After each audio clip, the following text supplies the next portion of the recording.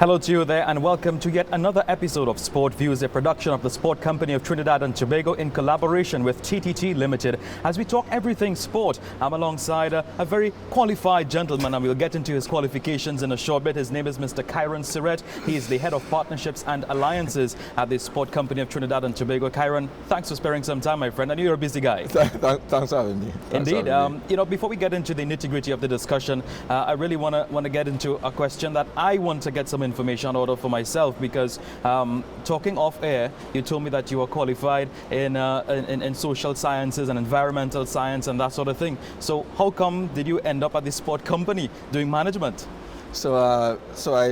When I left CIC and I applied to go to UE, I got into the environmental management, right? And I did sciences, but I've always been involved in sport administration in one way or the other. While I was at St. Mary's, we weren't a powerhouse track school, but I always liked track and field, so I would help in terms of coordinating the team to go to zonals and so on.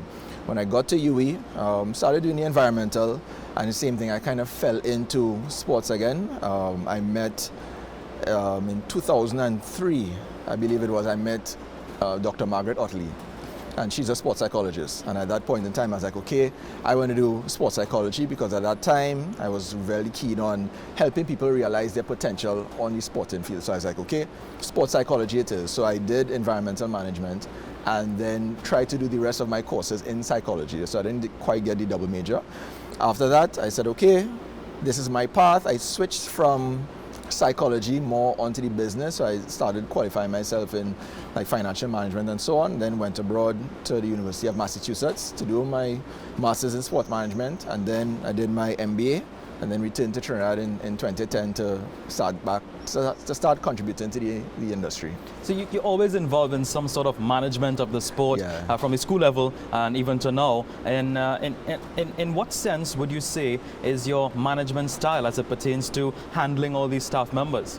Well, so the various groups, I guess, in terms of one-to-one styles, because I would have also had experience with teams, volunteer capacity, and then in the workplace, generally it's about empowering those that you work with to really realize their full potential. We all about achieving a common goal, understanding exactly what it is we are doing in the grand scheme of things, why we are doing it, and ensuring that there's that buy-in so that we are all motivated towards achieving it together. I think that once we establish that, I think it's usually smooth sailing, because you'll find that people will be equally motivated. We all want to achieve a common goal. So in that regard, that allows me to have a flexible style. Understanding what motivates people again is quite important. They must want to do it as well. It doesn't make sense trying to force people to be excited about it. Once they are, and you are in a position to also now elevate that excitement, then we could move together as a team. I really enjoyed this conversation because it is a very important one, in that persons who are looking on, I'm sure the viewers looking on would love to get these answers as well. How do you keep your staff motivated? Because you have a bunch of individuals come from different cultural backgrounds, different management styles themselves as well, even from a home level to the university or school level, and not coming into a work environment. How do you deal with this? In terms of keeping the staff motivated,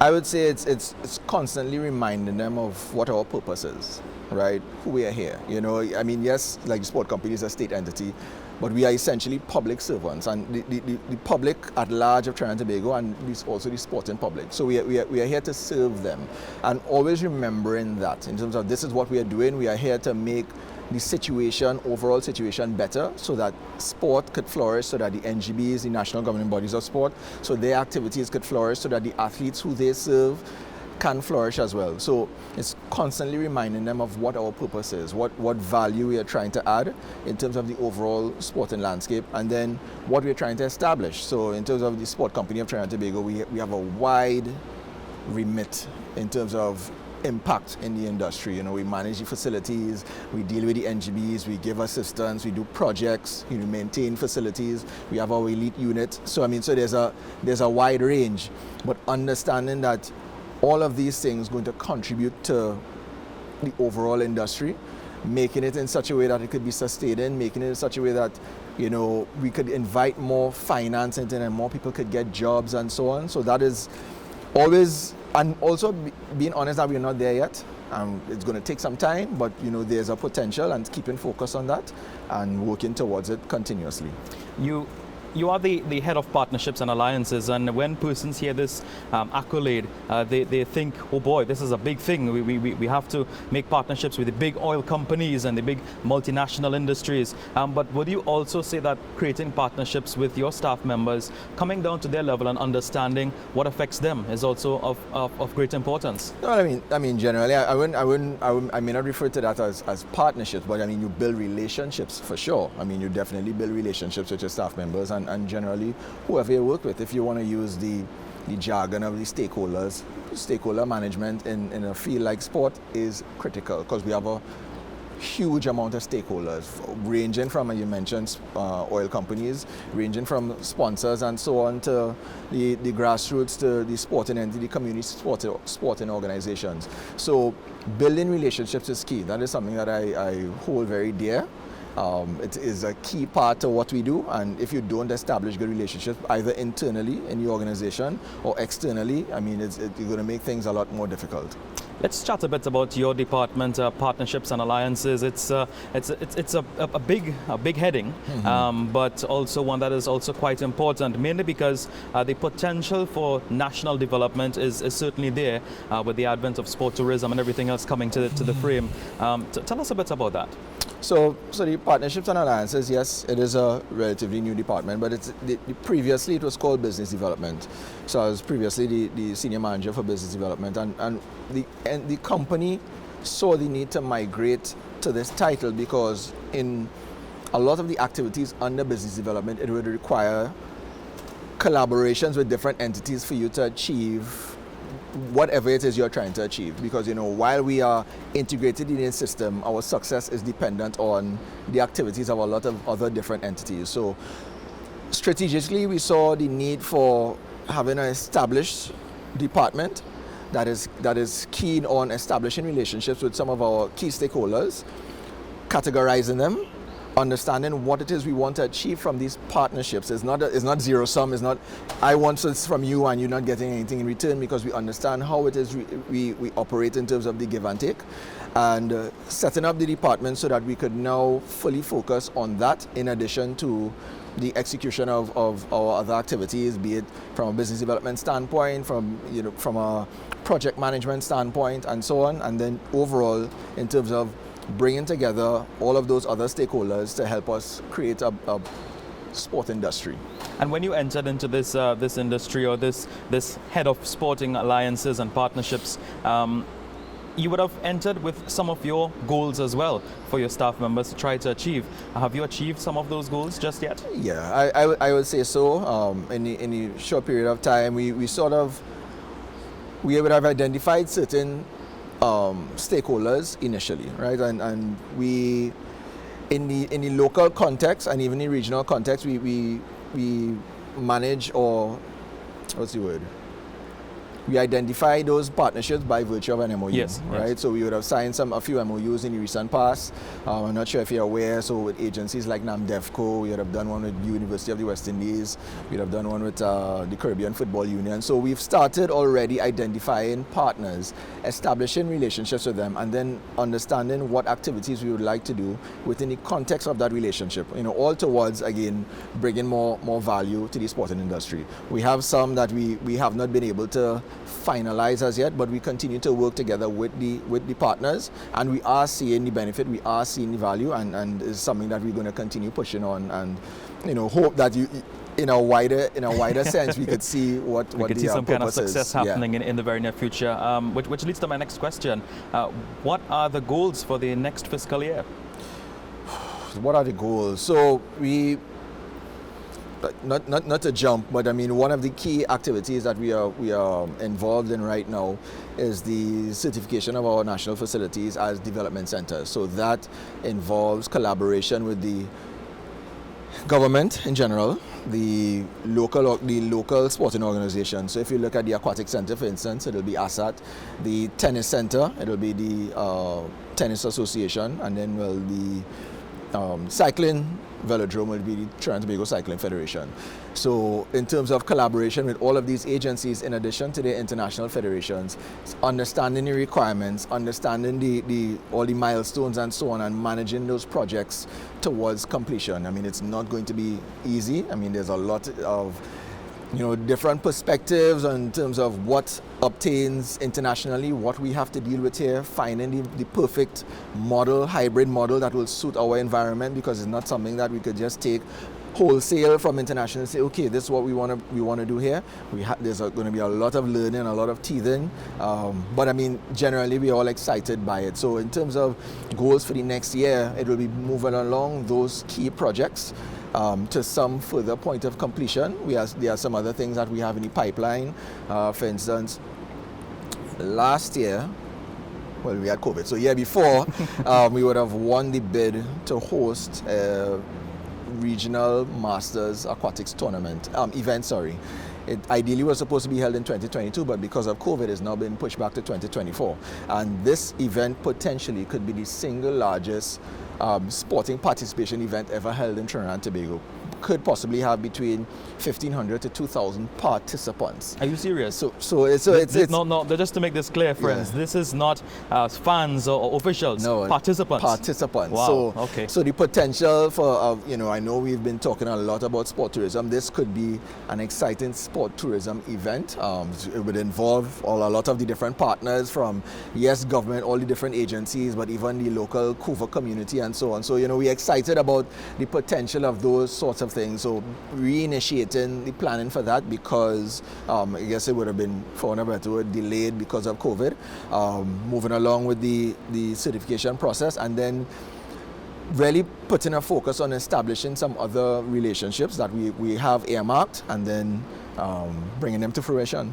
In local terms, you just bust the mark on something there. I mean, it's something that was mentioned before, but again, because of COVID, a lot of, we could see, we've had a lot of challenges in terms of sporting events, and even all now, all of the, I don't want to use the word restrictions, but all of the measures meant to ensure safety of everyone who is involved.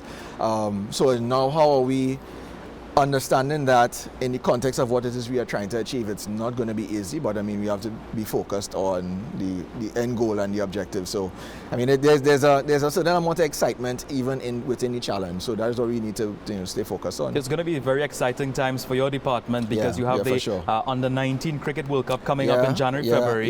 You have the T20 World Cup coming up in 2024 as well, and also the Masters competition that you just mentioned. So you have a lot of work on your shoulders. Yes, there are some other events that we've gotten wind of. We are currently discussing with the various local organizations to ensure that we develop the strategy for them. But 2022 is also promising to be a bumper year locally, and then internationally. There's there's Commonwealth Games next year and so on. So there are other things happening, World Championships and so on. So there are other things happening internationally on the sporting landscape that will going to affect Trinidad and Tobago, and then even locally. So 2022 is going to be exciting, and our department will be involved in some measure in a lot of those events. And what positive changes have you seen in our local industry over the past year or two? I think there's been an increase in the conversations around the industry. Because of COVID and people being inside, you have to have the different platforms. I think we even did a Twitter space once, and we had some discussions. I would have asked some very pointed questions on what we do here at Sportt and just generally industry. And I think for me, that has been one of the shining lights, the increase in the conversation and people asking, what about this, what about that, and not necessarily just complaining and pointing fingers. Although, unfortunately, the government is getting a lot of licks for a lot of things. But it's being again the opportunity for us to explain the relationship in the ecosystem and educate people in terms of what it is, and how things work and how things are supposed to work together. We've had a lot of sport management professionals coming out of the different universities between UE and UTT, and everyone, might have their theoretical knowledge and want to ask, why this is like this and why this is like that, So we've now had this opportunity to entertain, educate, and then just be parts of conversations. People looking at things that happen internationally and then saying, why isn't it like that in Trinidad? So the conversation is there, and once there's conversation, that means there's interest, and there's definitely something to build on. Now, we're talking about changes in sport over the last year or two, but what sort of changes would you like to see regarding the business aspect of sport in the country? Because it all comes down to money. Everything is about the business of the sport, and it's about being sustainable and being self-sufficient. And I think this is a topic that must be discussed heavily. Yeah, the formation of a sustainable industry is going to take some time. I mean, there are a lot of moving parts, there are a lot of different elements that must come to play. Everybody talk about money, and even, let's say for instance, something like broadcast rights. Yes. Everybody's like, broadcast rights, we need broadcast rights, but without understanding how much these things cost. Well, not only that, but what needs to happen in terms of the development of the product to make it attractive for somebody to say, you know what, we're going to pay money to see this. Indeed. There's a certain amount of certainty that's required, a certain amount of scale and scope and so on, that, to be fair, we're not there in a lot of regards, but it's not saying that we can't get there. So helping people to understand that, which will now inform how they operate even at the grassroots level to higher up to when we're hosting major level events.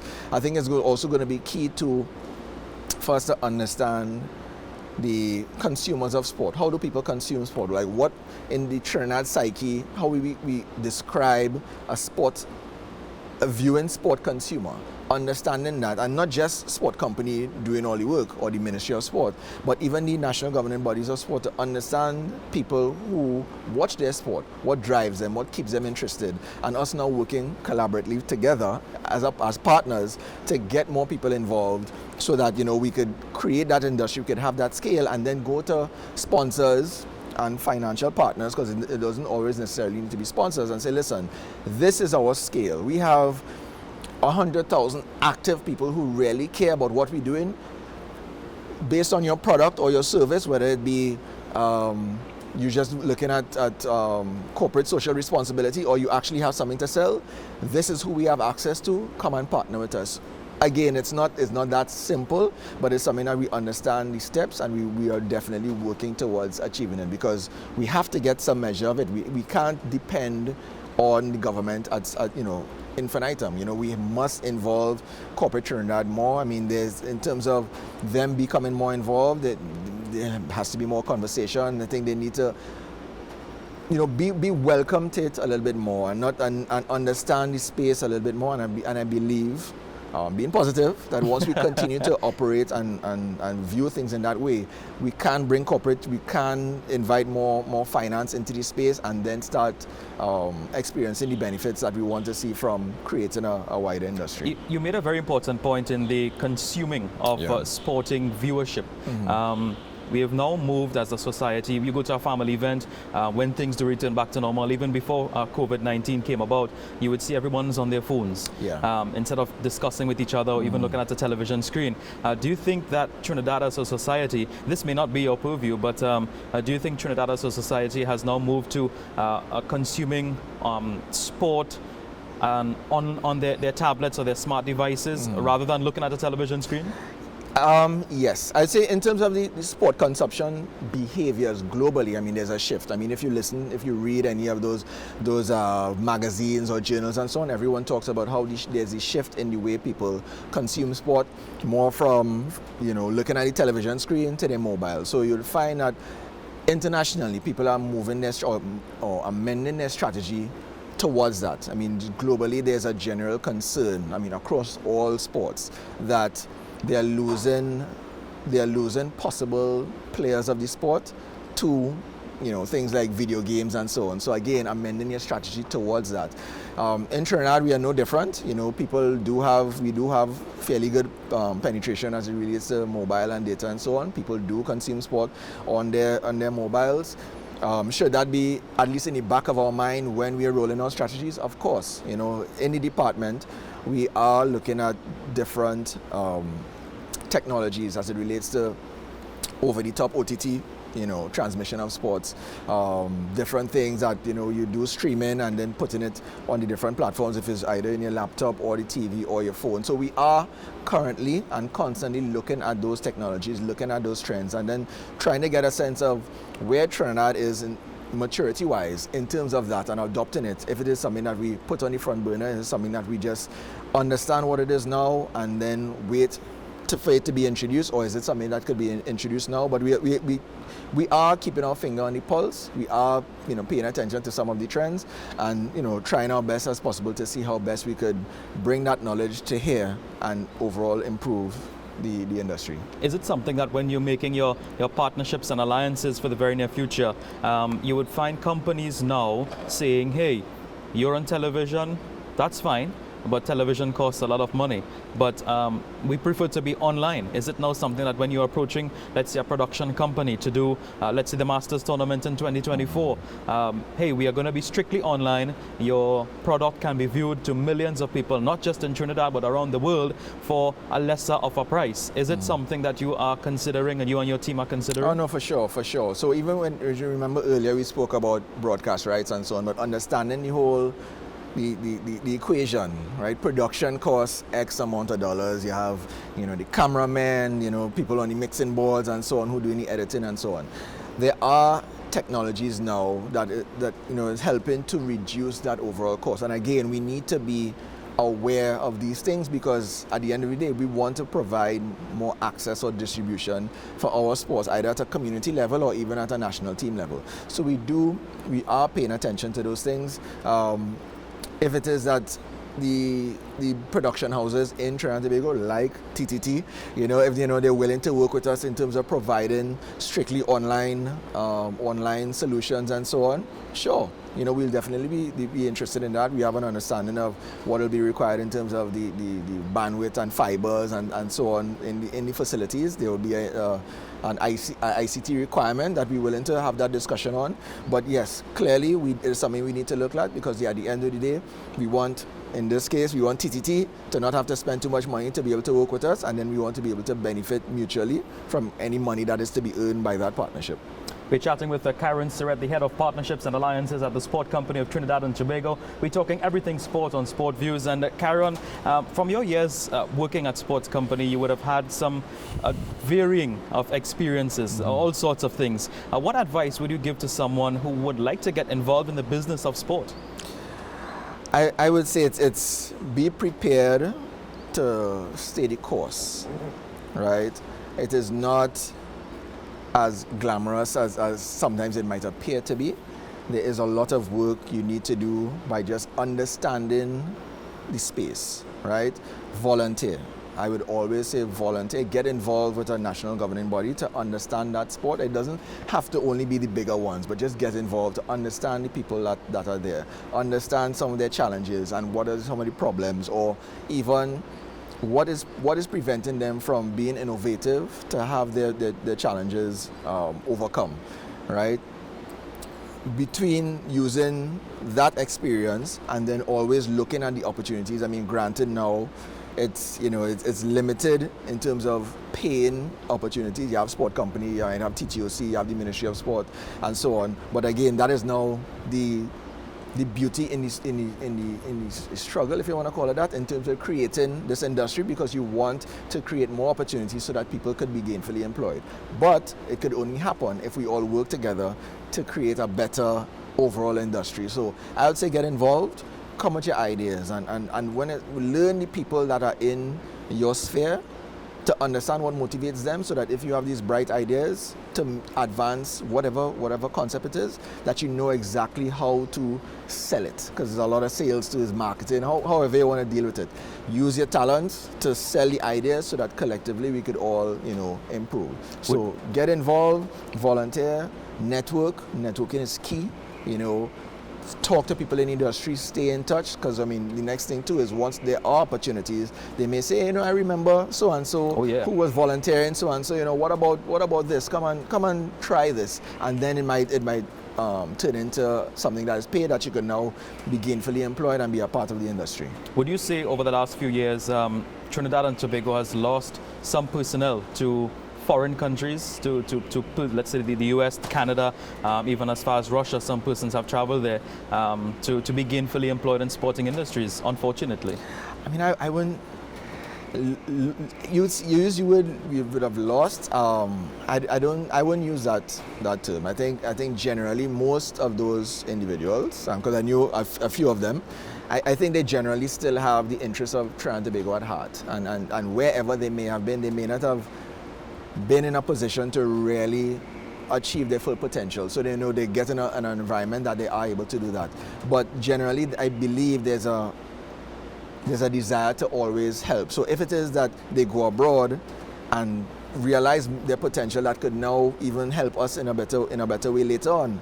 And I think that's good, because it also provides a gateway for our people to, if there's an opportunity abroad, to be able to have those connections outside. So yes, there are challenges. Yes, people may determine that they need to go to another location to really achieve their potential, but I don't see it as generally all negative. Sometimes you want them to stay, but when you look at the bigger picture, maybe the experiences they gain outside, or the connections they make, could now help advance something that you might be working on down here, so that we all win. And you're right, because these powerhouse countries, if you want to put them like that, they have the finances, the resources, everything else, the manpower, the HR, everything behind it, to get all the things done. So if they were to come back here after a few years and they have an opportunity here, you're right, they can probably bring some of those ideas back.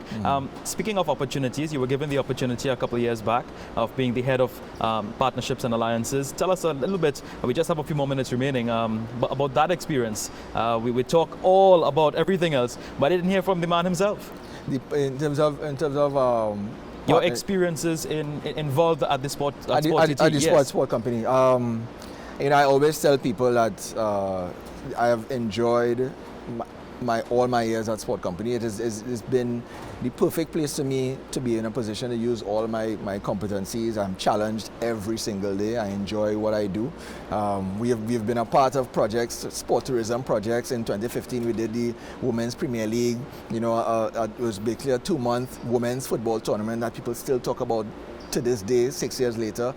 We've been involved in bringing teams to train here at the Aquatic Center. We've been involved in educations with Sport England and so on. So just generally, I've enjoyed it. I've been very grateful. I mean, and being in a position to work with international federations while also working with your local federations, and then still having challenges. I went back to my university. They had a seminar a couple of years ago, and I was actually proud to be able to talk about our struggles in terms of, we have challenges sometimes with payments, in terms of selling concepts and so on, and realizing that our challenges are not unique to us. Everyone experiences it in some way, shape or form, even in the powerhouse countries. So I've enjoyed my time at Sportt company. I mean, I am really encouraged by the potential of Trinidad and Tobago and the role that Sportt company could play in us achieving that potential.